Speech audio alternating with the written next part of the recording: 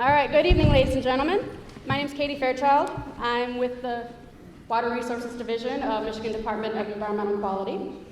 I'll be serving as the hearing officer tonight for the proposed Harsens Island Bridge project. With me here tonight, assisting me with the hearing, right next to me is John Russell. He's our Field Operations Sections Chief. Next to him is Andrew Hartz. He's the District Supervisor for the Southeast Michigan District Office. Attending here in the audience as well, we've got Jerry Fulcher. He's with our Transportation and Flood Hazard Unit, and he's the section chief of that group. Min Min Shu, she's the engineer with the Transportation and Flood Hazard Unit. Jim Watling, he's another engineer with the Transportation and Flood Hazard Unit.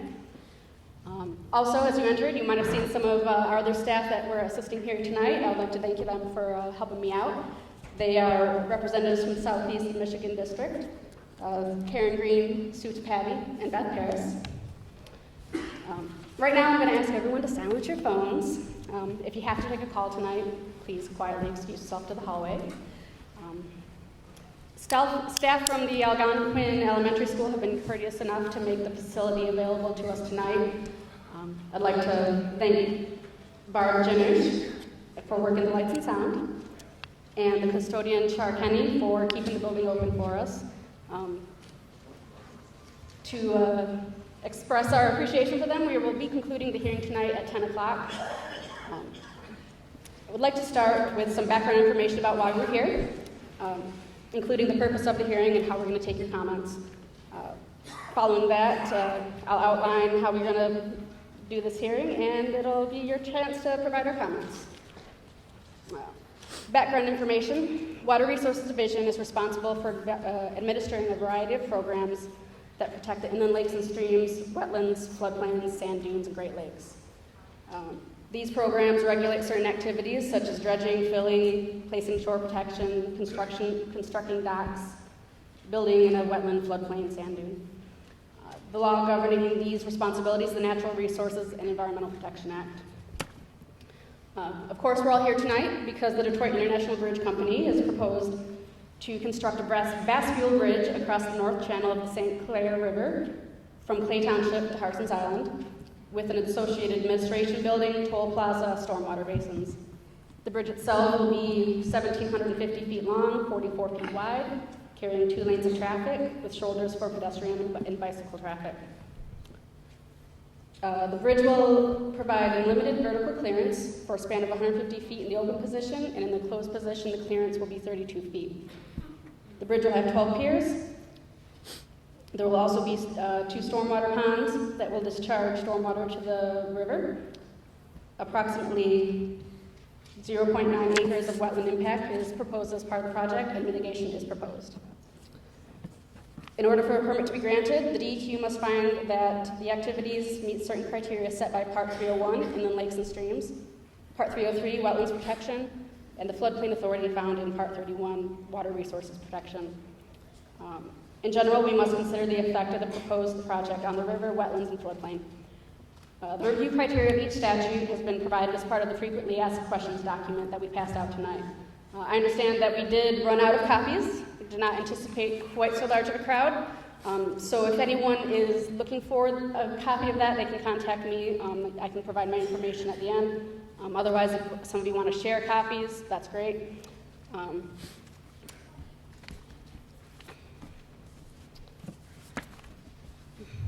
When reviewing an application for a permit under inland lakes and streams, again, that's on your form, so I won't go into too much detail, but we shall issue a permit if we find that the structure or project will not adversely impact the public trust or riparian rights.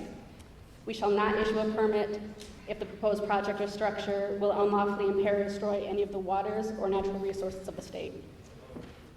Under Part 303, which is our Wetlands Protection Law, a permit shall not be issued unless it is shown that an unacceptable disruption shall not result into the aquatic resources. It shall not be issued unless the applicant shows either of the following. The proposed activity is primarily dependent upon being located in the wetland, or a feasible and prudent alternative does not exist. So, the purpose of tonight's hearing is to give anyone interested in the proposed project the opportunity to give the DEQ information that we can use in making our decision on whether or not to issue the permit. Please recognize that the DEQ can only use the information you provide if it relates to the criteria that we must use in making the decision. Of course, some of you might simply want to express your support or opposition to the project. We'll be happy to make note of that position, but please understand that we, by law, are not allowed to base our decision on whether or not there's widespread support or opposition to the project. Stop. Nope. Nope. You'll have your chance. You'll have your chance. Everyone's going to get a chance to speak. I would like to make a note that the hearing was published in The Voice on February 24th, 2016. As everyone came in this evening, we were given an opportunity to fill out the public comment card. If anyone did not get a chance to fill out the card, one of our staff will come around and get you a card so you can fill it out. We fill out that card to make record of public interest in this project, and we will also use that card to call up folks who wish to make a comment. To ensure that the hearing is conducted in a fair manner, we will follow these steps. First, the applicant's representative will have the opportunity to propose the described project, or describe the proposed project. Then I will call on those who have indicated on the cards that they would like to speak. When all the cards are completed, I'll then ask if anyone else remaining would like to make a statement. When your name is called, come to the mic, face us, and begin your comments. If you have any written materials that you'd like to submit, you can bring them up to us at that time. And if you represent any association or group, please make note of that as you begin your comment. Each person will be given 3 minutes to make their comments. That's going to be in the interest of the size of the group tonight, and so we can all get out of here in a timely manner. Please respect everyone else's opportunity to comment as well. You will indicate when you have about 30 seconds left, so please wrap up your comments in the allotted time. I will ask that everyone be courteous to and respectful to one another tonight. Only one person should be speaking at a time. Please do not interrupt another speaker, and also recognize that DEQ staff is here tonight to provide everybody a fair opportunity to express your comments on the proposed project. This hearing is being recorded, and your comments will be part of the information that the DEQ will use in consideration of making its decision on whether or not to issue a permit on the proposed project. The public comment period is open for an additional 10 days following tonight's hearing until March 19th.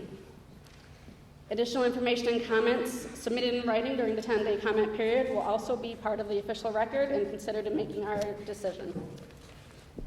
Information on how to submit that additional information is included on the frequently asked questions comment document. Otherwise, I do have my personal card. I can get that to you after tonight's hearing. That's got my contact information, so you can either email or mail a comment to me directly. Following the close of the comment period, the DEQ will make a decision on either to issue a permit for the project as proposed, issue a permit for the project with modifications, or send a letter of denial. You may find what that decision is on the MDEQ MyWater's website, which is also on the frequently asked questions document. So, thank you for your attention for my long spiel. The applicant's representative will now briefly describe the project, and then I will, after that, begin calling people up to make a comment. Scott? Thank you, Dave. My name is Scott. It's all international company. On behalf of the county, I appreciate your attending tonight. We are looking forward to hearing your comments, your thoughts, and we'll definitely take those into account as we go through the design of the project. I wanted tonight to kind of give you an overview of what the project is, so that you can have more information about what it is. Go ahead. So the overview of the project is, of course, you know, obviously, Harsens is a community in the north end of Lake St. Clair, near Alabama. About 1,300 people reside on that year-round, as well as about 5,000 in the summer. Currently, the only public access to the island is through the ferry, which occasionally is on service due to ice issues and things like that. We also understand there's been times when the ferry may not be continuing to operate. And so this project provides an alternative means of accessing the island that's not dependent on weather, was more reliable and more transportation when they get to and from the island. So the need for the project, the Coast Guard several years ago discussed that they no longer wish to provide transport across when the ferry is not operating due to ice issues. And obviously, emergency services on the island are very limited, are very minimal.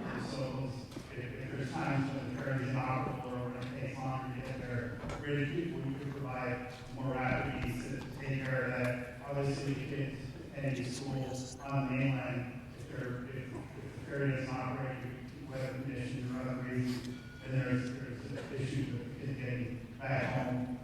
And so at a bridge at this location, those kinds of issues would no longer be a concern.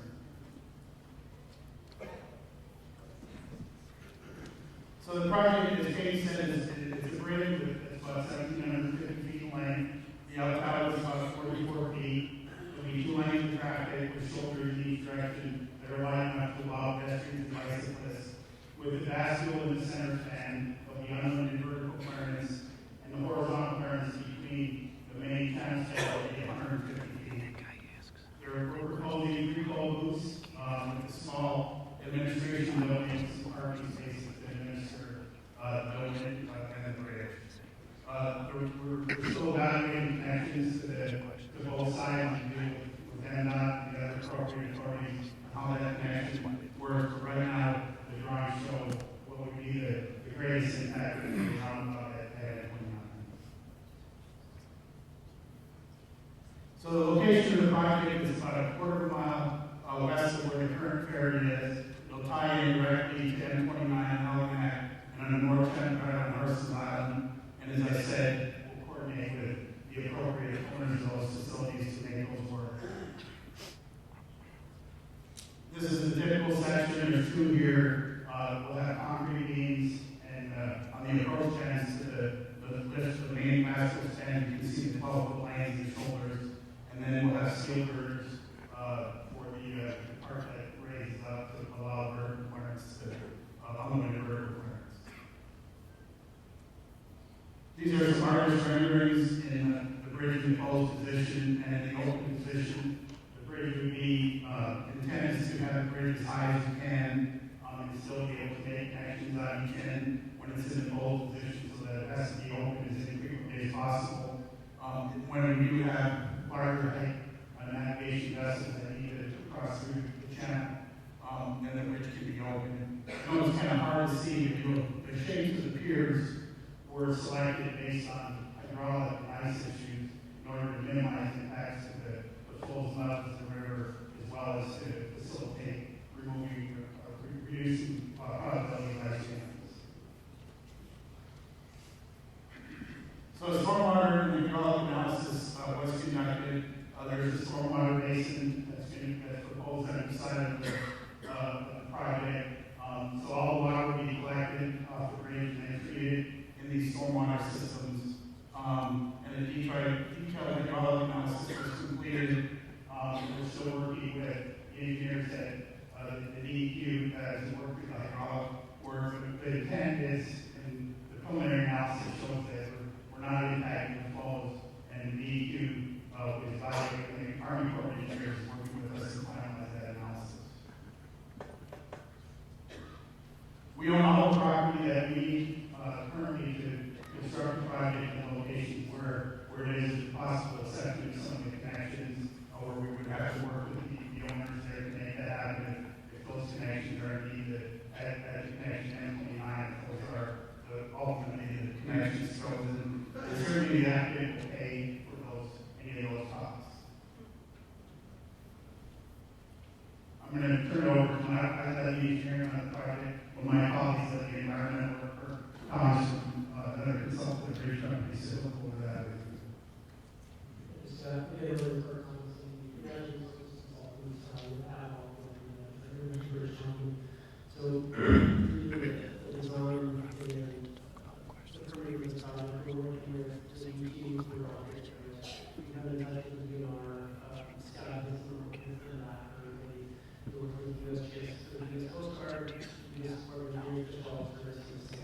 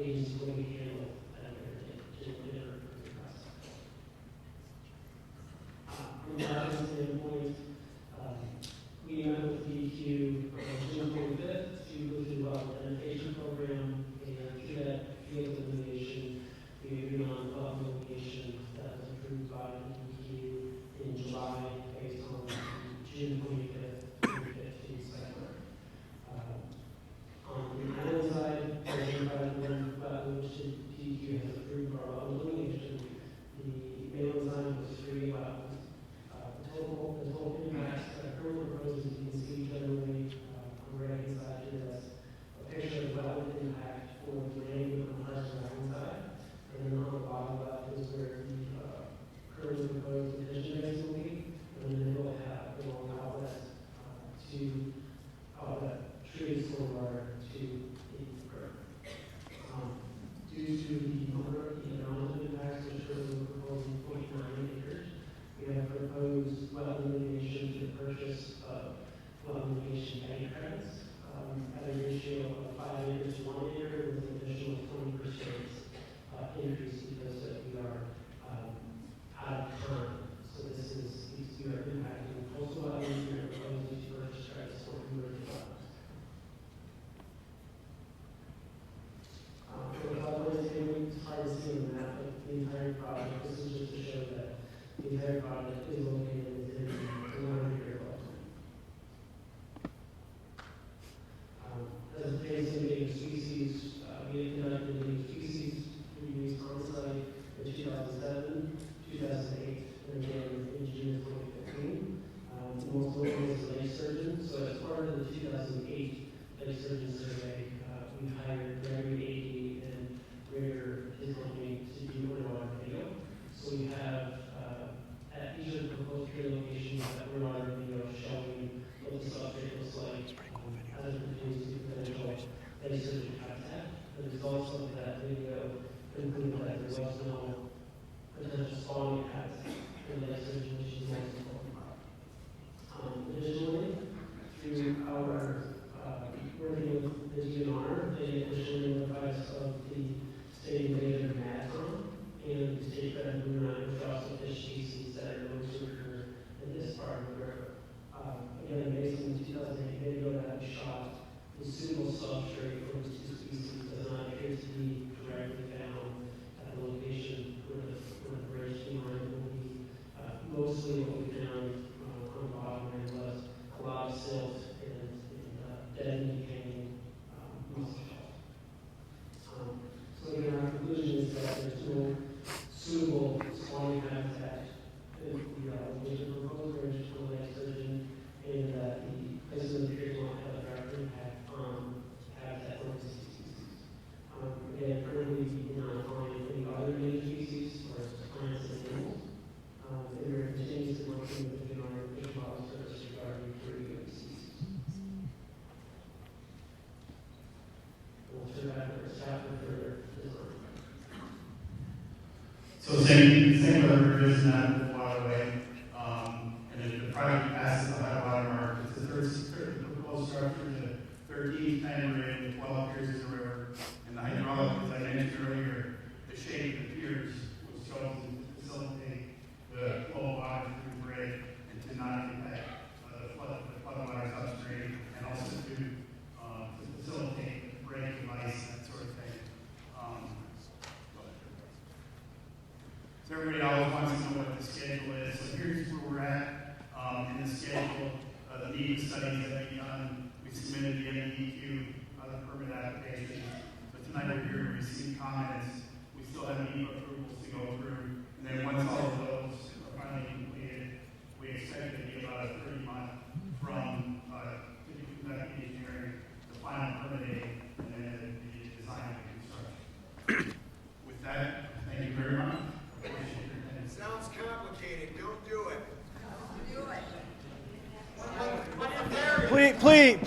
Please. We will now begin taking comments. Close the lid on the laptop. Do we have lights? Okay, good. Where's the switch at? Just that one. Do you have All right, so we'll now begin taking comments from the public. We're going to open with Artie Bryson, Bay Township Supervisor.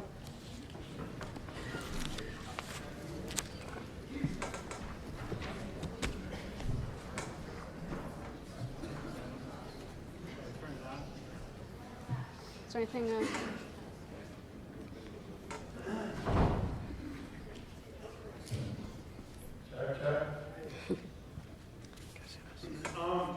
Thank you, Katie, and the DEQ for having our public comments and extending it. And also to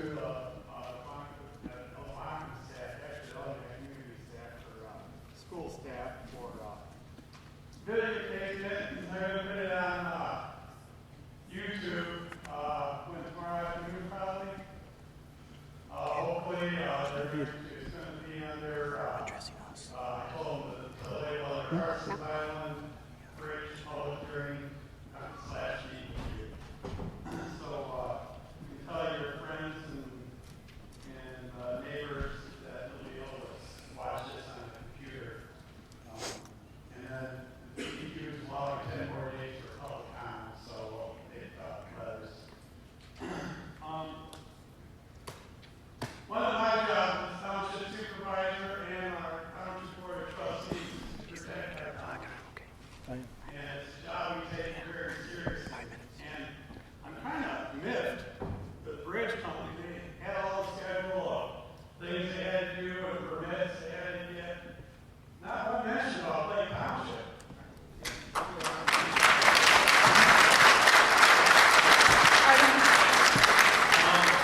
Artie, can I interrupt you for just a second?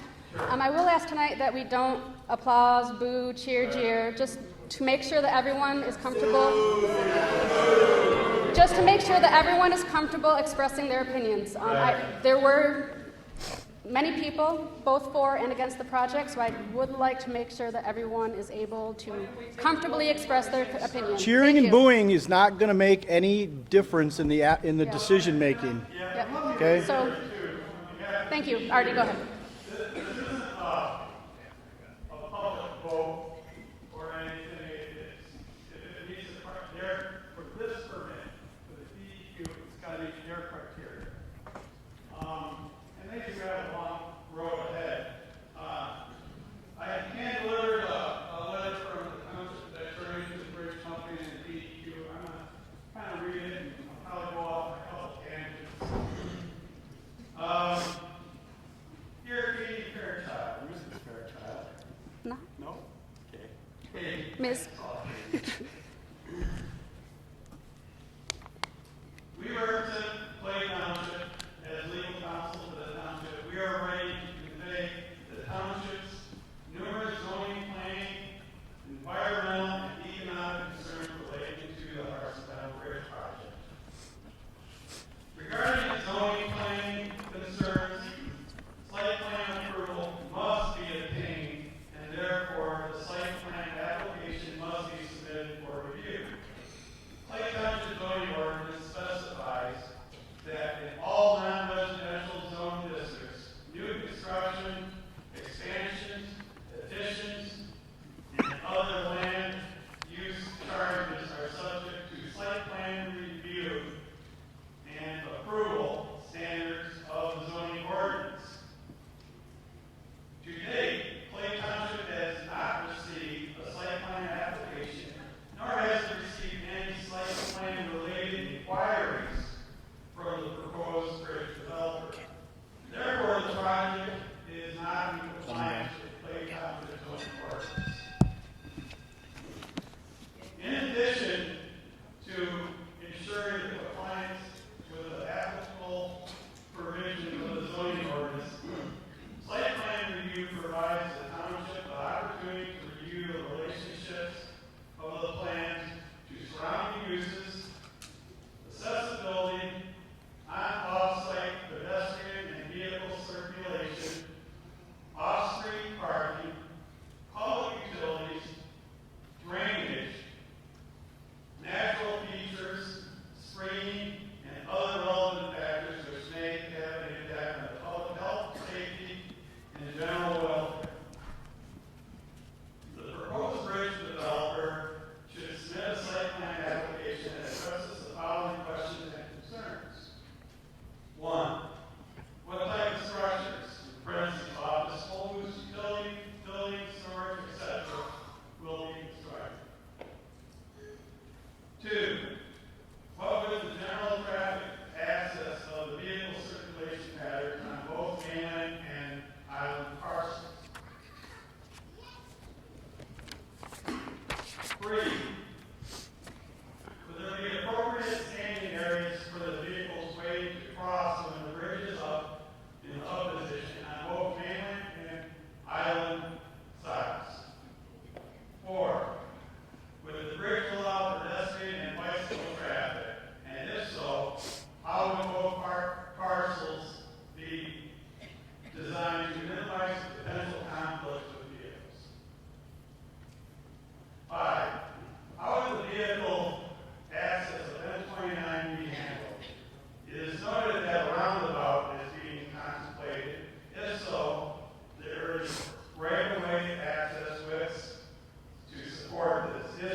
right-of-way access to us to support this and have the appropriate road agencies be consulted.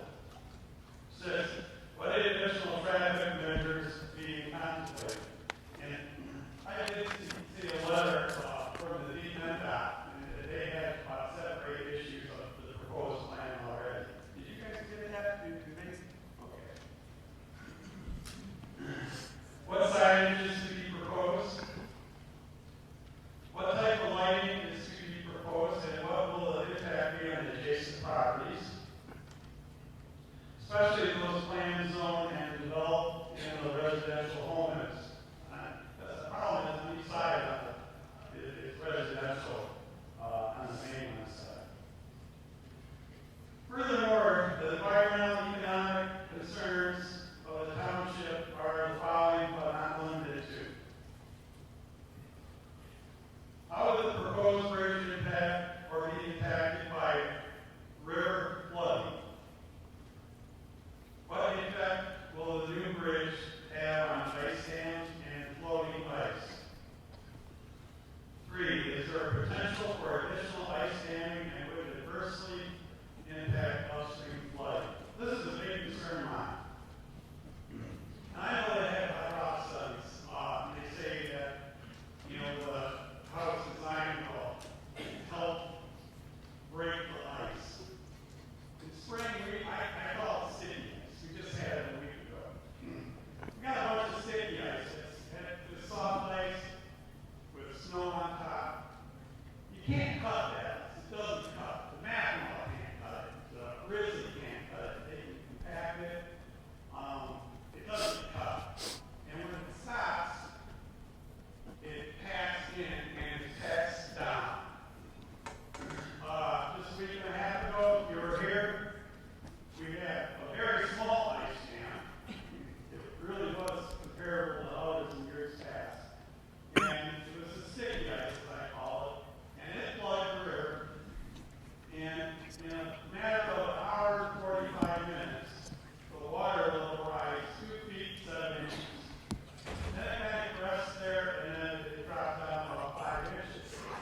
It took 2 Coast Guard cutters, both Canadian and the U.S., 2 days to run up and down to relieve that pressure and bring it back to the water. If there's a bridge across, or this proposed bridge, only 150 feet of the 1,750 foot across will the Coast Guard be able to get through and break that pass. All the others on each side, it will jam, and as it gets worse and worse, that ice is going to be pushed down, because that's naturally what it does, and it will cause flooding upstream. Upstream in Elginak, Lake Township, Cotterville, Marine City. That's a big concern of mine. They might have engineering drawings that says it won't happen, but what if it does? Artie, you're at like 8 minutes. You're at You're 8 at minutes. 8 minutes. I'm at 8 minutes. Couple more, please. 2, 3? 3. Okay. 3 minutes. I have 3 minutes. I'm the one that set this up.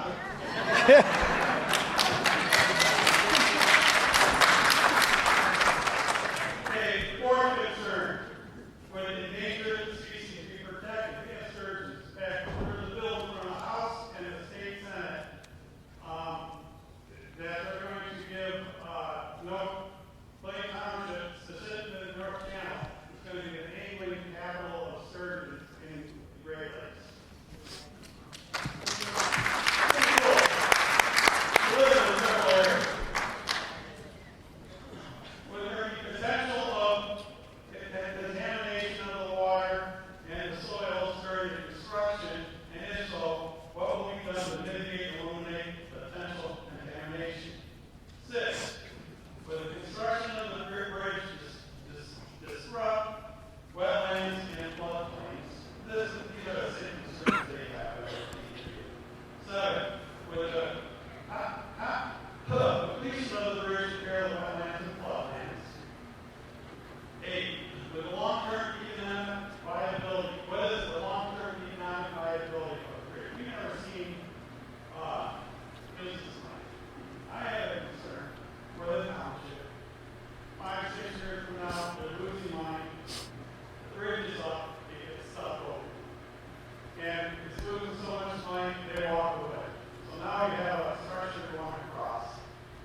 requesting that they post a structure removal bond. So if they walk away, we can pay it back.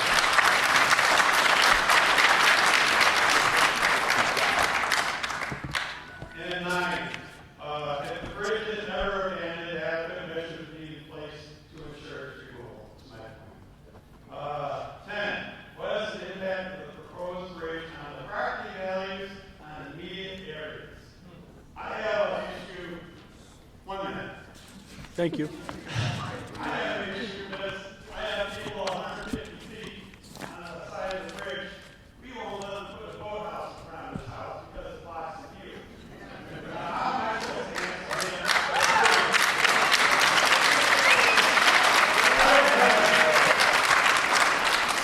I don't have an answer. And another issue too, with this bridge, this Class A bridge, it's going to be a nice bridge. It's going to be able to haul heavy trucks. As township supervisor, we have one Class A road over on there, it's 154. And I say Class A. You build a road on Mars, there's no Class A roads. And all the other ones are Class B. I was at the county roads Friday for a meeting. I said, if we allow these heavy trucks to come across, how long will it take before all these roads around us that will be deteriorated? And it is the township's responsibility to fix that. They said 2 years. So that's an issue I have. And then they're talking about drainage. But in 2018, are they changing the stormwater requirements? That's not I something think I'm aware of. so. I read the change to the stormwater requirements in 2018 are going to be more strict. I doubt this bridge is going to be built before 2018. I'm requesting that, in that case, that they go under the new 2018 stormwater requirements. Thank you. Thank you, Mr. Bryson. Can you set the mic back up over at the, thanks. Following this, I would like to apologize if I mispronounce any names tonight. So do apologize if I butcher anybody here. I would like to remind everyone, again, I understand everyone feels very strongly one way or the other about the project, but I would like to, again, request that people hold applause. Next, I would like to recognize that we did give Supervisor Bryson a little bit of extra time, again, because he's speaking on behalf of the township. So again, we will be keeping folks closer to 3 minutes if we can. Thank you. Next up, we've got Gary Musto.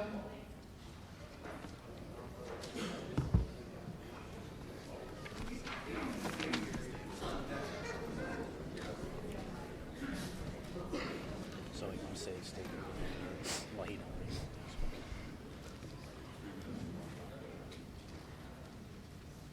Good evening, everyone. My name is Gary Russell. He should be addressing them all. I'm currently a resident of Russell Island, but I had the most wonderful childhood on Harsens Island. My grandpa died in 1946. So we've been in our flats for many, many, many years, more than 70 years. I don't understand how the Detroit International Bridge Company can make some of the statements and back some of the studies that are putting forward. I find it nefarious. I assure you, this is one of the strongest scourge fisheries in North America. And to say that there's no breeding going on and no spawning. Everybody in the flats knows those fish have been spawning up there in the worst channel since 1948, when all bearing were released into the channel. And they've been spawning up there for 70 years, which is why we have this issue of detection. My real point, though, is that this bridge to serve the entire area. We're talking about 4,400 residents in Albion, approximately 500 residents on Russell Island, approximately 1,300 residents on Harsens Island. For the last 70 years, when there were medical emergencies, there have been ice storms, there have been ferries. We've taken many of our residents off Russell Island in emergency situations. We depend on boats, we depend on ferries. The political situation to have this bridge crammed down our throat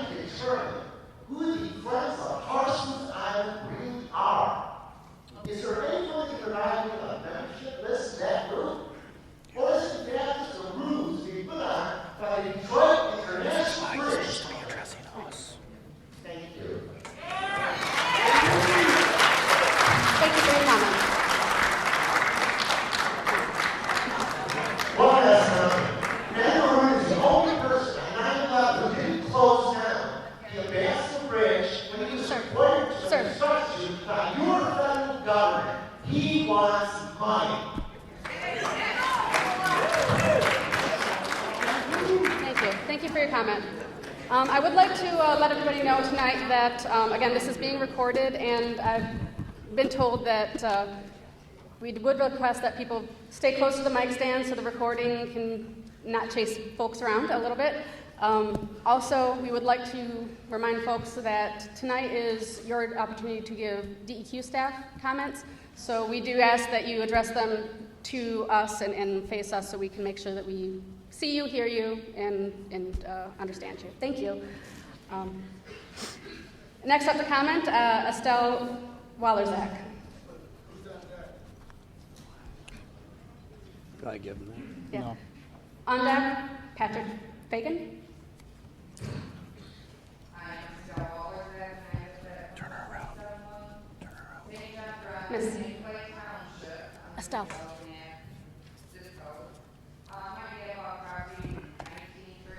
Ma'am, I'm Ma'am. sorry, ma'am. Ma'am, could you stop, please? Could you please address us? We want to see your face and hear you clearly. Thank you. Thank you. So my point is, since 1937, we've had property in our family on the North Channel. It started as cottages, and people found out how nice it was.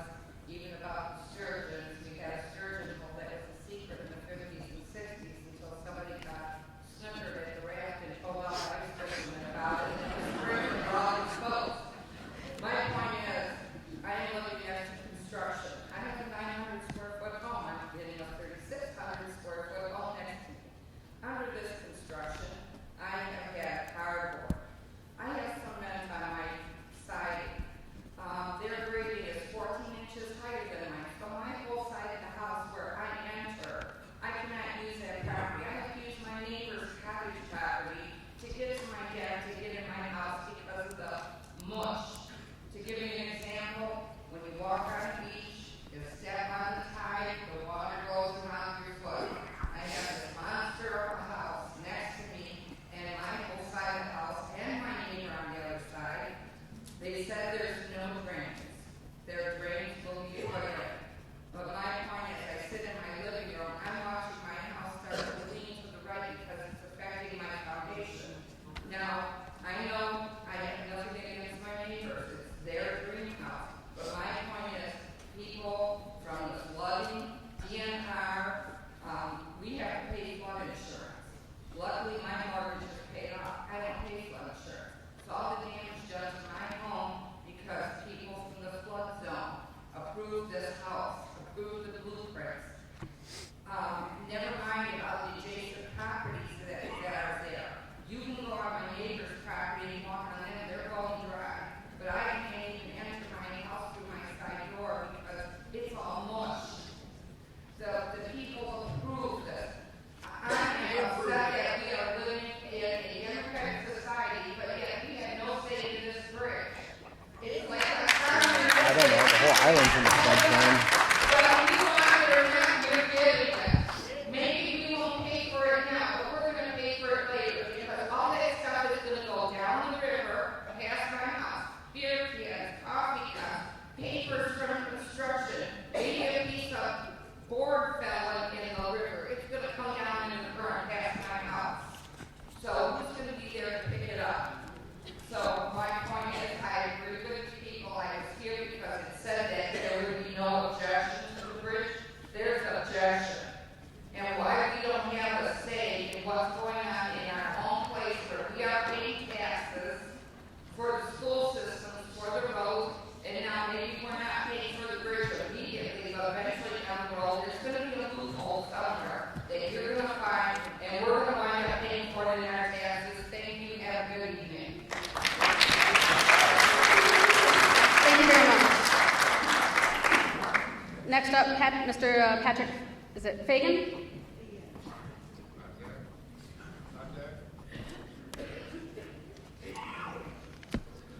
Well, he comes up. On deck is Jim Latham.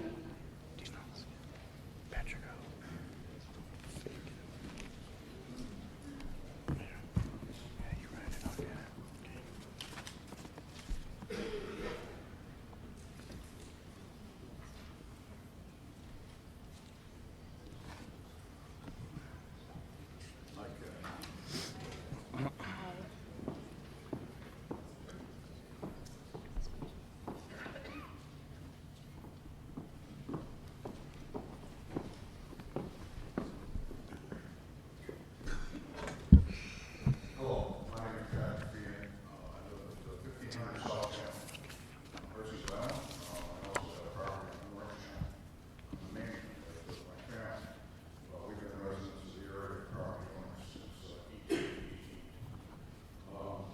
sent in a lengthy listing of my concerns, so I'm not going to take up any more of your time with that. They're already there, already touched on some things. One thing I thought is a picture for 1,000 words, and we just had a recent ice jam, which already described. The thing is, you know, when you have the peer bridge across, I guess I believe some promises from some of the politicians before I believe any of that stuff. It's crazy. I mean, that 12 piers going across the river is not going to impact any kind of current. It's not going to have any turbulence. It's not going to have any erosion of the bank. It's just absurd. It's just not likely. Now, one of the things, and staying with what we're talking about with the environmental impact and staying on that, we did have an ice jam. Okay? And the Coast Guard has come through many times and proven that in the flushing they have to come down the North Channel.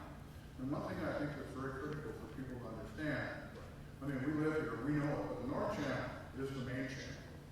The South Channel is really a bypass. The North Channel is the deepest and the widest of the three channels of the St. Clair River. What I've given you in a package right now is, you know, I keep hearing this stuff about Belle has a bridge and Grosse Ile has a bridge. And you know, but both of them are very minor tributary type situations. If you look at the graph and they give you on the chart, the first thing is the current, you know, Coast Guard, NAA, chart, water depths, and what have you, where the bridge is going in, the depths upstream are 70 to 90 feet. Okay, at the bridge is 40 to 50 feet.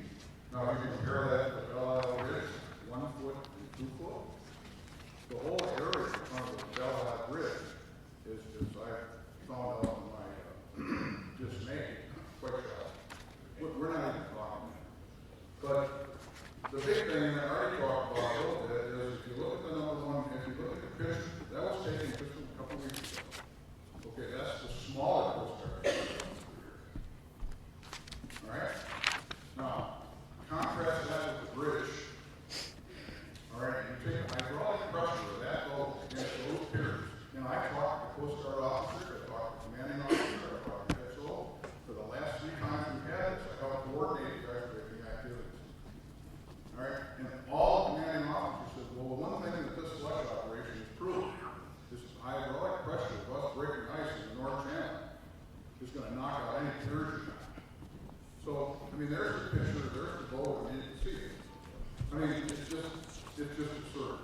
And the deal is who's going to pay for it is everybody upstream. And if you look at that picture, and that's where the bridge is proposed, you look at the Sunset Marina, and you're looking at the docks, and they're underwater. I mean, that's without the bridge. And now the cutter got in there and broke it up and moved things through. The bridge is going to be an ecological disaster.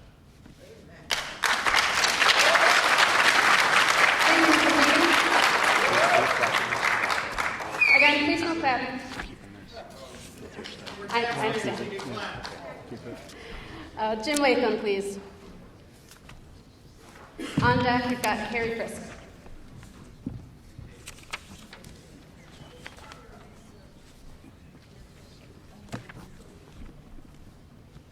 I guess what I have to say would be redundant, so I'll spare 33 minutes. But I'm curious if there is sort of insurance to cover the flowways, the boathouses and docks in the future. Thank you. Thank you, sir. I'd like to invite Harry Frisk up, and on deck, Frank Fahey.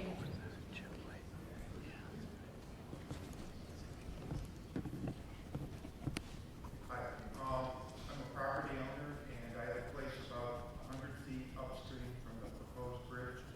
And as already mentioned, the ice is going to stop at the bridge, and it's not only going to jam up and go downward, it's going to go up a bit, and then it's going to start going sideways. And I'm worried about my dock, my boathouse, my neighbor's dock,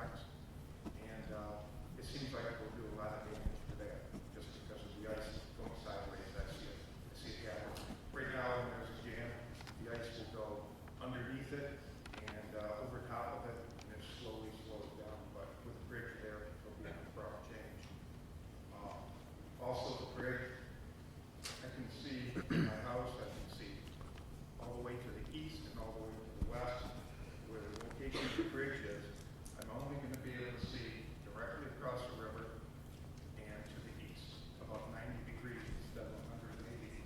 This bridge will be blocking my view. There's going to be toll booths and actually the bridge coming right at my house. So also worried about headlights, lights on the bridge. And then on the other side of the road, the other side of the house, we've got this turnaround and turnabout. And I'm not sure how that's going to work.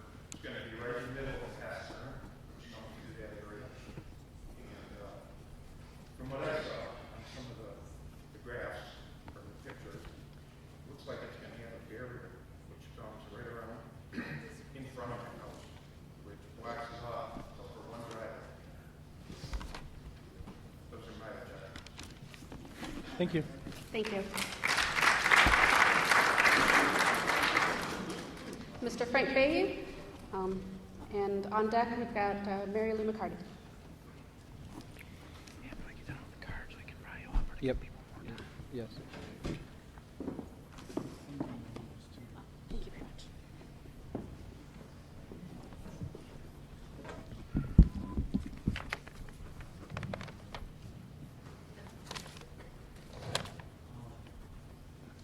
First, thanks to the three for this time.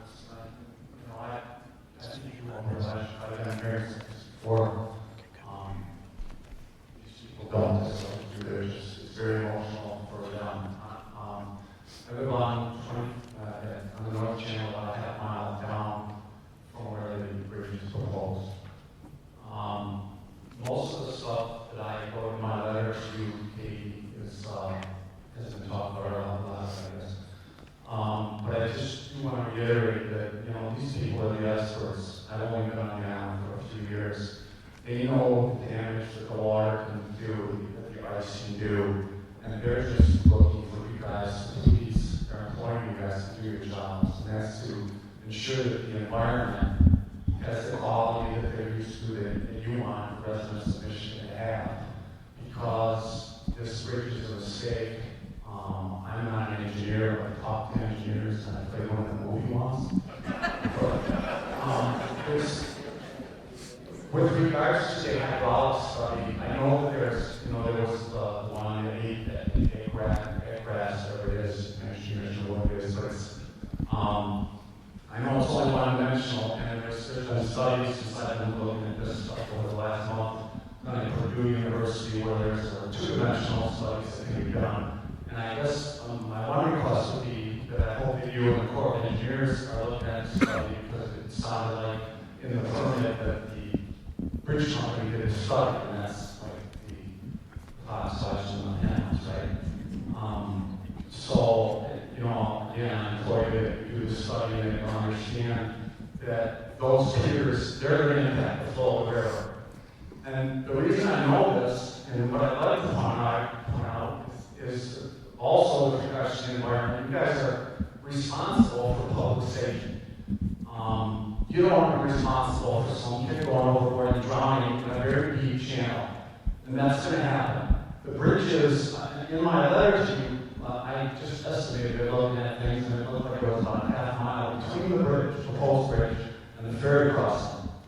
When you get close to the ferry crossing now, there are boats, 30-foot boats, and little dinghies and rafts, and little jet skis with kids on them. And when boats have to slow down and accelerate, it makes the water choppy, it creates waves, and it creates turbulence in the water, just waiting for the ferry to cross. Now you've got what's not a half a mile up, the bridge company themselves says it's a quarter mile between the bridge, the false bridge, and the ferry crossing.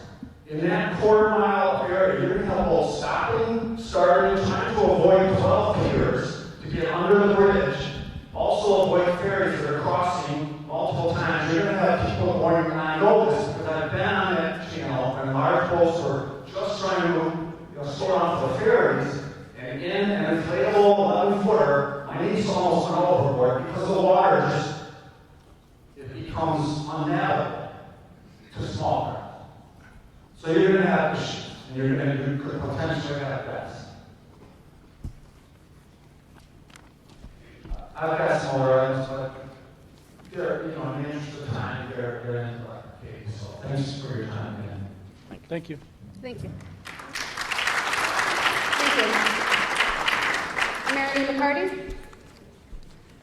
And on deck, we've got Mary Fleischer. I just wanted to confirm what everybody else was saying. I live right next door to where the bridge is going to be built. Our concern is the ice jams and getting in and out of our boat well, to take our boat out, and the waves, the ice. And living right next door to where the traffic is going to be, we're not going to be able to open our windows to our house. It's just, I don't know. Thank you, Ms. McCarty. Mary Fleischer. On deck, we've got Sharon Whitmire. And again, please state your name as you begin your comment, just to make sure that I've pronounced it correctly, and so we have it on record. Thank you. My name is Mary Christine Fleischer. Most of you know me as Chris Fleischer. I am a resident of Russell Island. My address is 226 North Russell Drive. My family is in its 5th generation on Russell Island. As one of your previous speakers said, you have nothing against you. The lives that you must be objective. I agree with everything that has been stated so far, but there are some things that I would like you to consider that have not been mentioned. As a resident of Russell Island, in that we are totally dependent on Bob Bryson and his ferry to transport vehicles such as oil trucks, which provide heat to our homes, to provide transportation for lumber trucks, again, for building and construction purposes. In the event of power outages, we need the services of Detroit Edison. Nowhere, I don't know what would happen in the event that Mr. Maroon wants to build this bridge, are provisions made for these residents of Russell Island. The other thing, I realize you do not want to hear about sentimentality or anything like that. However, I think that these things do need to be taken into consideration. This will destroy, as far as I am concerned, the entire persona of this whole area. Harsens Island and Russell Island and these communities are like a diamond in the middle of this river. And you put out this monstrosity, which will do nothing, as far as I'm concerned, but bring unwanted traffic. And the next thing you know, we will have casinos and condominiums and God knows what. I am totally against it, and I would like you to make that known. And I did write letters, and I thank you for your time. Thank you, Ms. Fleischer. I'd like to invite Sharon Whitmire up. On deck, Faiz Mona. Can you hear me now?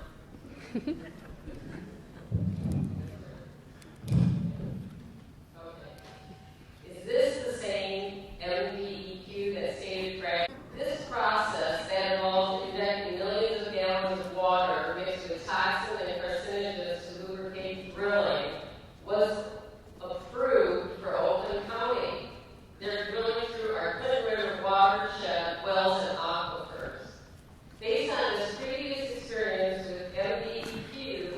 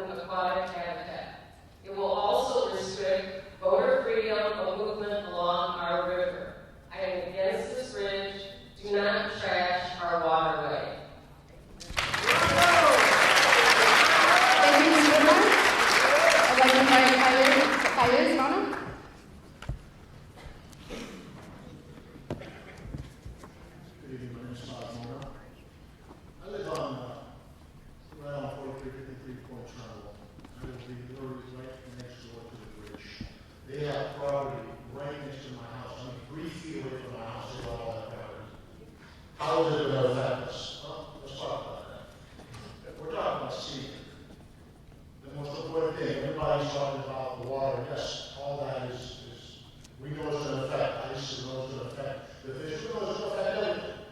But 8 years ago, I left the home township because I wanted to go to a green home, take my kids who have both of them have asthma, and I want to take away from the city to build a house on the water and to have beautiful scenery.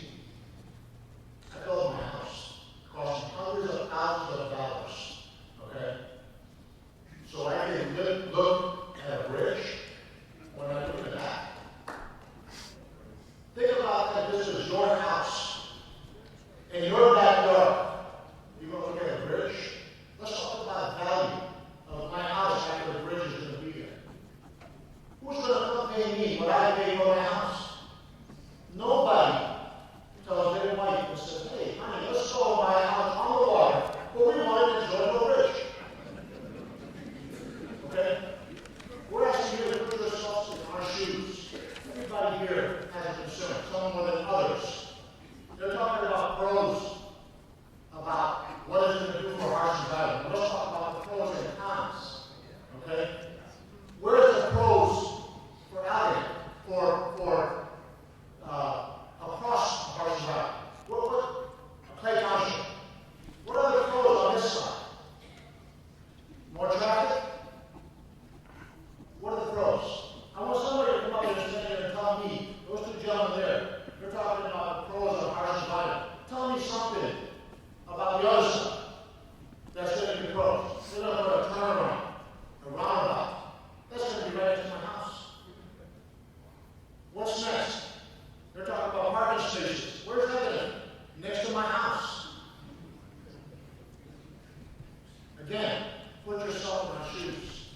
Especially everybody's going to be affected some way than others. But nobody more than I and everybody that's on that North Channel, that we paid premiums for our property and our houses. Everybody knows what those houses cost and what that house costs. I paid $299 just for the land. And then on top of that, I built a 3,500 square foot house on that land. So you can imagine what that costs. What is my value of my house after that bridge goes up? It's going to be less than half if I can even sell it, because nobody's going to want that house. Nobody's going to want to make up and say, hey, we want to live next door to a bridge, or we want to look at a bridge. Not to mention the noise and everything else. The most important thing that you guys look at is it says right here, detrimental effects and scenic. And I think I proved it both ways. Thank you for your time. Thank you. Thank you very much, Mr. Leslie, Scuderna? Leslie Scuderna?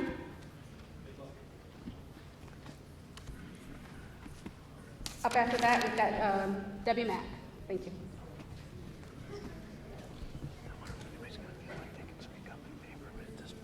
Of course. Right. Well, this is not my forte, speaker, and I think I already addressed part of what my concern was, that when you look at the picture without the bridge, it's beautiful. When you put the bridge in there, it's not. And it seems like that's part of the natural resource. David Bryson has already felt he could probably cut the cost because he won't have to operate his ferries when there's a danger of ruining his machinery. He won't have to pay the night shift, so he can undercut the cost of the bridge. I really don't know very many islanders that think this is a pro, so they will go out of their way, if they can, to make this bridge fail. And what happens when it fails? Will it be like the railroad bridge in Port Huron that just sits there and nobody can decide whose job it is to take it down? And that's one of, aside from the sentimentality, which I realize is not your concern, and I have plenty of that, that would be my reason that I would press today. Thank you. Debbie Mack? Up next will be Dan Crispin.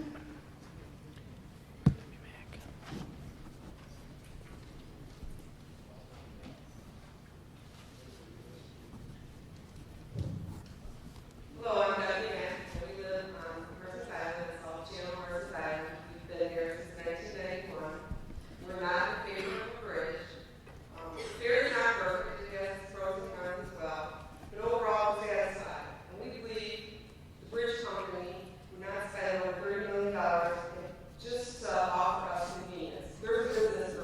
what is the business purpose? Presumably the purpose of the development. Current island infrastructure will not support the amount of development that would be required to provide return on that large of investment. So, Clay Township and appropriate government officials, we would ask that you start adopting ordinances to control development and growth. For example, Pine Island in Florida has a bridge, and they have some formulas they use to develop growth, how much growth can occur in any given year. They put ordinances in place that prohibit splitting 40-acre parcels into 41-acre parcels overnight. And this meeting that we're going to discuss all four of those rules, but there are examples of rules that are put in place to help control any kind of growth and development around the island. So hopefully the township can look at this and see if there's some things that can be put in place. So regardless if a bridge is approved or not, the groundwork would be in place to prevent uncontrolled overnight expansion of an island that cannot update the infrastructure as quickly as it would be developed by the bridge company and or its other partnerships that they own on the island. The infrastructure that would be needed to support growth should also be considered when we decide whether or not the bridge should be approved. Who's going to pay the bill for the roads and the water lines and some of the other things that have been discussed? Often, much of this is going to fall on the taxpayers and not the bridge company or the land developers. We're not in favor of bridge. We know you have limitations, but perhaps there's means that can still preserve the charm and peacefulness so many of us currently enjoy the island.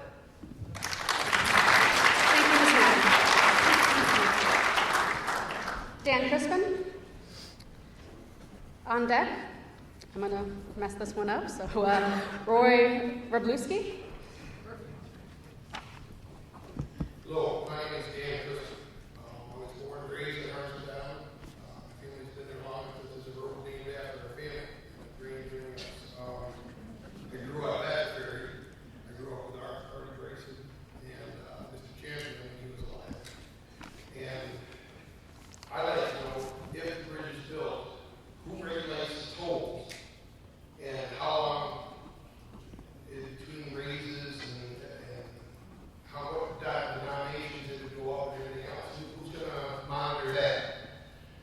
I'd also like to reintegrate a couple things that were said about. I feel that there should be third parties involved in the studies that need to be done, especially on the turnabout. I've never seen a turnabout with the amount of traffic that we have. It could be told from the ferry records how much traffic is coming off there. That somebody should be able to find out even if that turnaround is going to make any sense. The bridge, you said there's a runoff top. Is the bridge construction, the whole road, is that all solid, or does it have metal mesh? Do we know that? Because if it's metal mesh, when the bridge raises up, it's going to allow any car that needs oil or anything else to go in the water.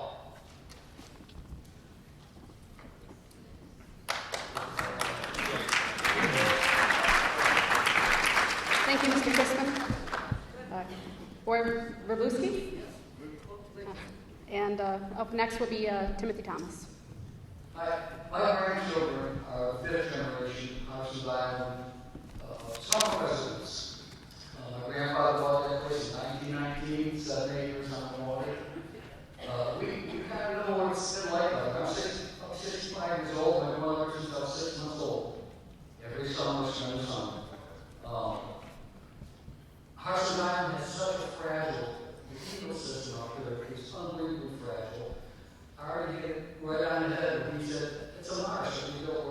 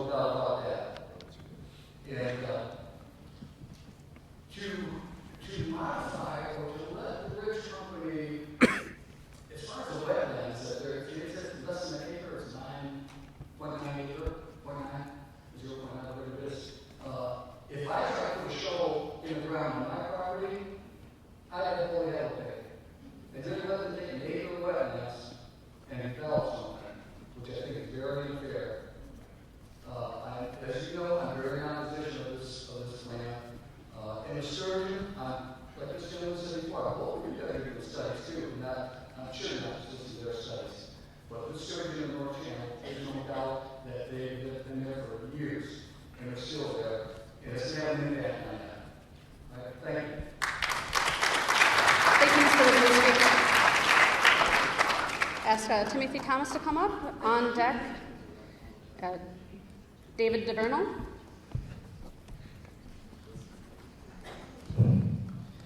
My name is Tim Thomas. Ooh, I'm usually not enough to talk.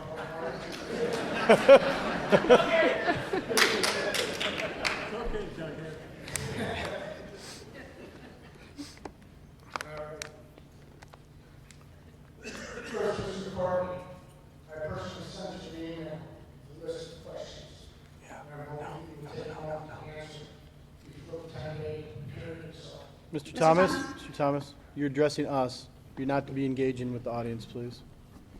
Thank you. Very well. You can take that up with Mr. Corpy later, if you want to. My biggest concern is the cost of the bridge. Very small amount of research has shown me that bridges of this size with bastions of shorter distances are going to cost somewhere between $200 and $250 million to build. The only way that I see that you could pay for that would be to build an additional span over to Canada and charge for trucks versus a ferry. Truck needs to go out of the room versus a car on a bridge they both take the same time to cross. So it makes no difference whether you're charging $8 or $40 when you have a bridge. That being said, there's been no cost presented by the applicants. This concerns the people. At $8 a crossing, let's say the cost were $250 million, that would be over a 100-year payback just on principle, with no debt service or anything else. Mr. Harris, you and I sat across the table many times before selling on the same side. I'm going to personally ask you today that if you consider approving this proposal, that there is a limitation that this bridge is a local traffic only bridge, and that the company be required to not request or be able to build an additional bridge to Canada at any point in time. Thank you. Thank you, Mr. Thomas. I'd like to call up, and please correct me, David DeVernal? DeVerney, thank you. I wasn't prepared to speak tonight. I'm the Alphabet resident, but I just wanted to voice my opinion about the flooding. I'm really concerned that this bridge is going to cause flooding to the island and the mainland. I know this is supposed to help the residents of Harsens Island, but what is it going to do for us in Alabama? It's going to hurt our property values, and I'm really concerned about the flooding issues. I've lived on the river 34 years. I've seen the ice that comes down this river, and I'm telling you, it's going to be a problem. Thank you, Mr. DeVerney. Up next, we've got Stephen Anderson. On deck following him, Eric Stanzak.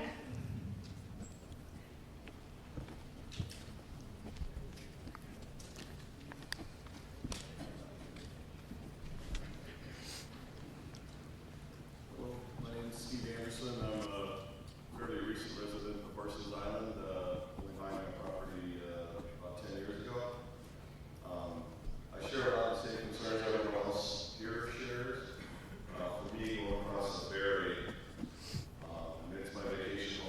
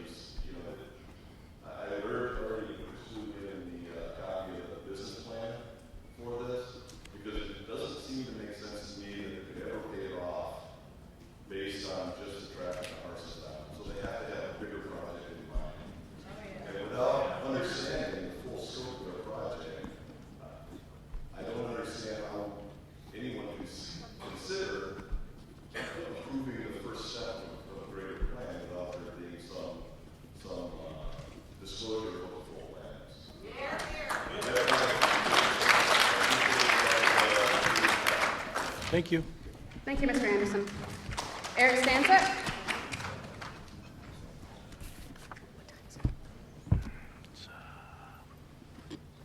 8:20. You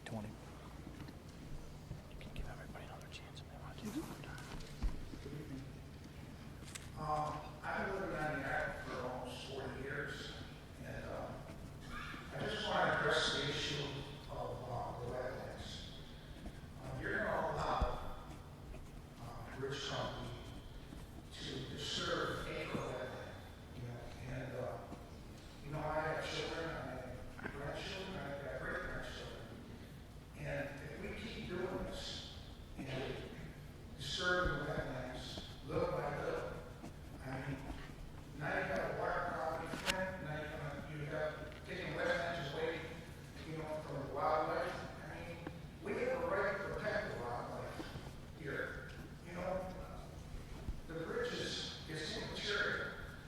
Our goal should be to protect the wildlife, not only for our children, but our great-grandchildren. And you're going to set a precedent if you allow them to disturb this wetland, because another guy's going to come along and he's going to say, hey, I want to do this over here. And why? You let me in the room, dig up this acre wetland. Why can't I dig an acre up over here? And when are you going to do that? You're not going to disallow. So you let this guy do an acre. Then you let this other guy do an acre. Before you know it, the wetland is all gone. And by the way, I've been constructing this for over 40 years. And I don't think he's going to look for the bridge on the other side. And the roads on the island are not A roads, because they won't stand the pressure of those trucks and come across there. Because Michigan is the only state that allows trucks to carry so much weight. You carry 180,000. You can't do that in any other state. So we need to think about that. Thank you, sir. At this time, gotten through all of the cards of folks that have indicated that they did want to make a comment tonight. We do have some additional time left over. And so at this point, if there's additional folks that haven't made a comment or did not indicate on the cards that they wanted to make a comment, I would like to invite them to come up to the microphone.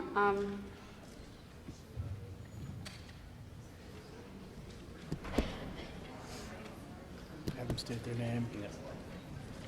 As you come up, I would like you to please state your name if it's complicated. If you don't mind spelling it, that would also be appreciated. Thank you.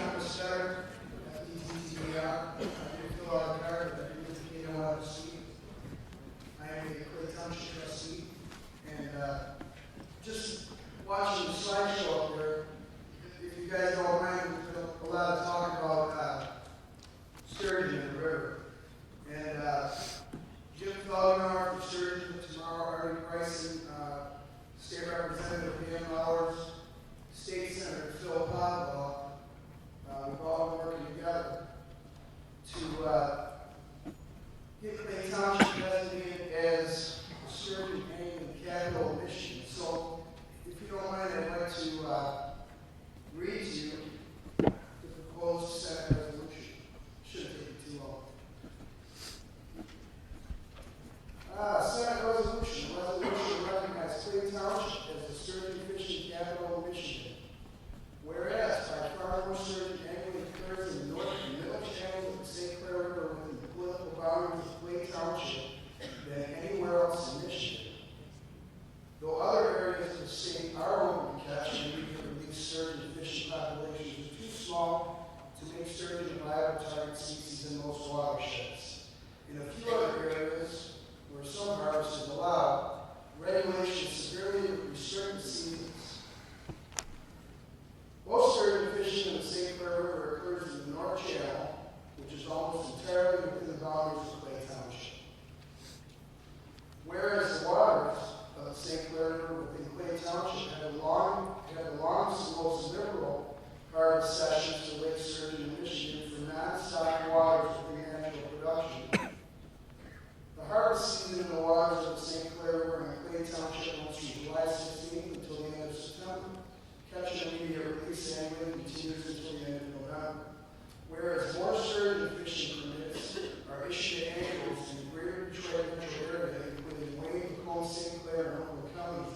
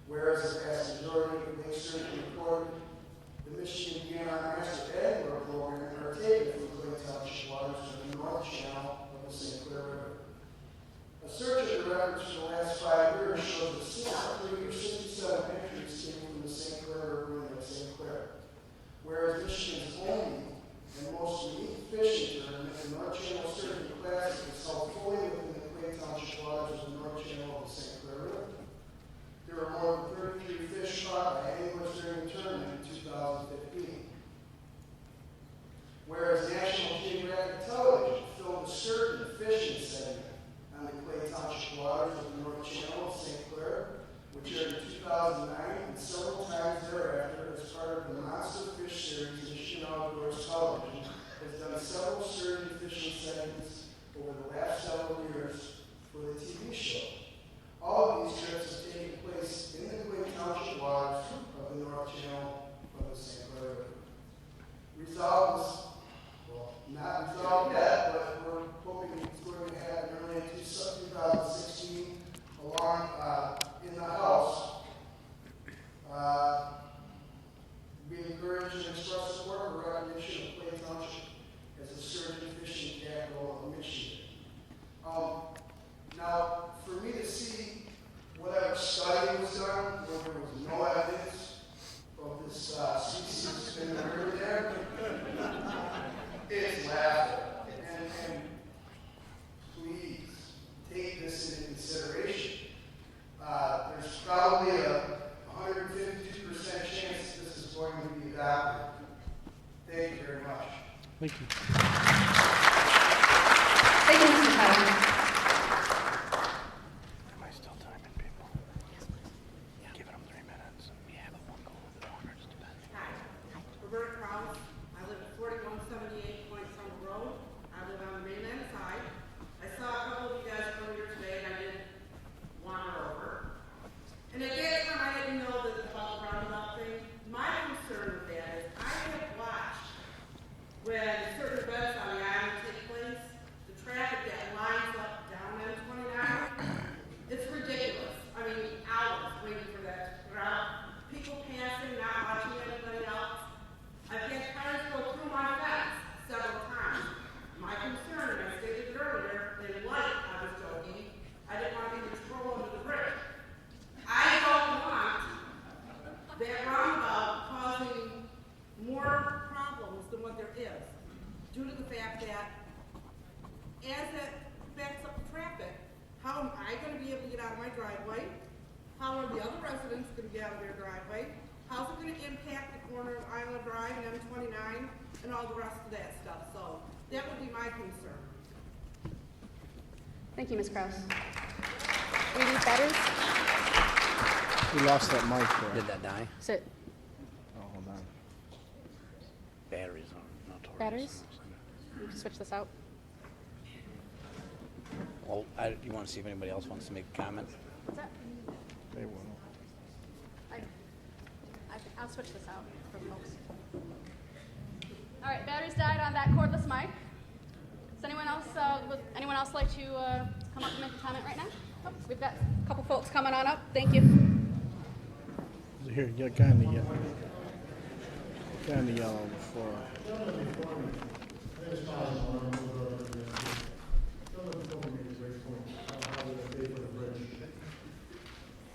Let's say this.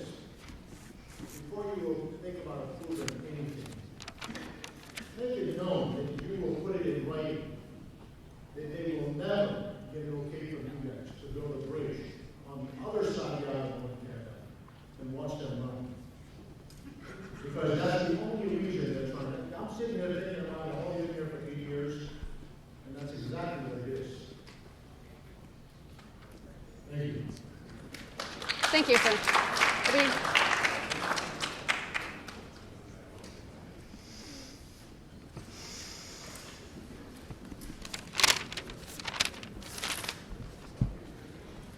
Hi, I'm Mr. Miller. Could you repeat that? Harsens, I have been over 60 years. Miss, could you repeat your name? Sorry. Linda Schoonover. And I'm a nurse, social worker, and psychologist. And I'm concerned about the health factors to the people. I just heard a moment ago from a man who's getting asthma. Well, if you see the research from Harvard Medical School, you'll understand that with the bridge coming, what happens with cars, and what happens with lights. You're going to have respiratory problems. You're going to have people with increased seizures, strokes, heart attacks, cancer. And I hope to look at the research that causes many health problems in people, physically, emotionally, mentally. I know years ago, my dad had a woman person in South Channel. One of the places put in a light right out in front of the marina. And my father had to be restrained, literally, to call the police, because he was going to take a gun and shoot that right, because they were starting to dispute. And that's what calmed him down. And it calms me down to sincerity and no lies. Thank you. Thank you.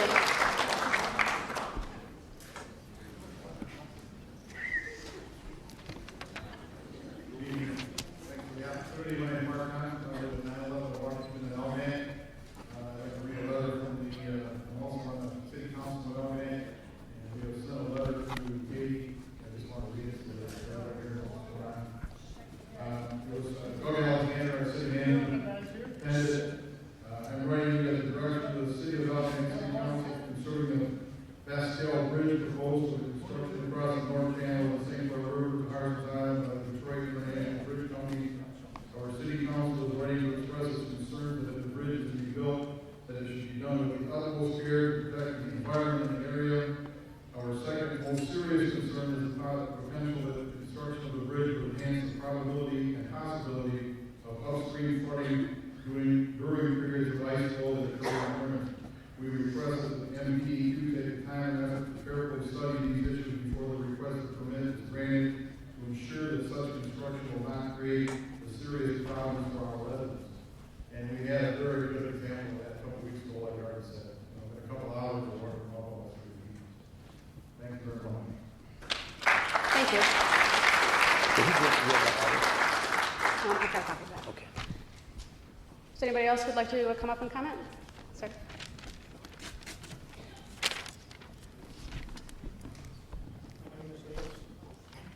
My name is Dale Stoneman, I live on 9427 Island Drive, Lake. The bridge company, Bagley Road, he already owns a bridge.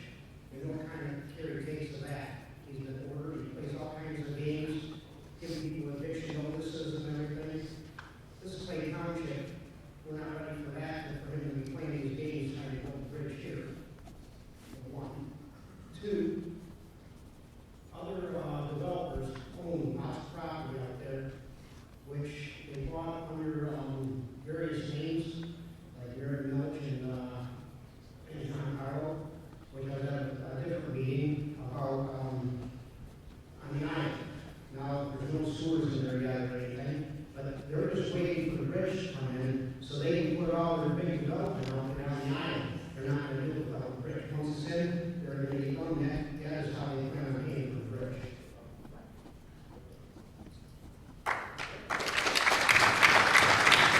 Thank you.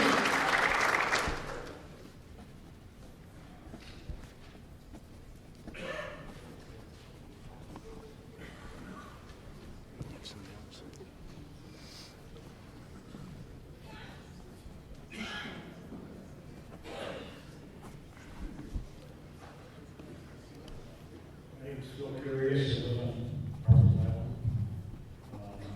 I know the bridge company is saying they're only going to do that 1 acre of wetlands, but what that 1 acre of wetlands are going to interrupt, what is that going to bring to the yard? How much impact is it going to bring to the yard? You got to look at the future, not the present.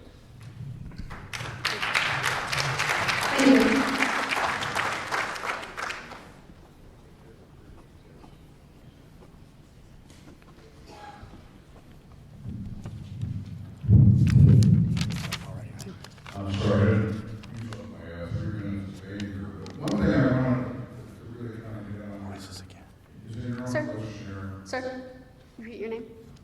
Oh, Pat Fian, Harsens Island and Mike Gerald. If a bridge is permitted, how would it operate?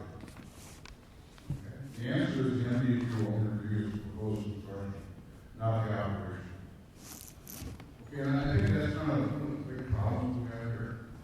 I think the storm that struck a lot of our laws is if there was a demonstrated need for a bridge, the state of Michigan, in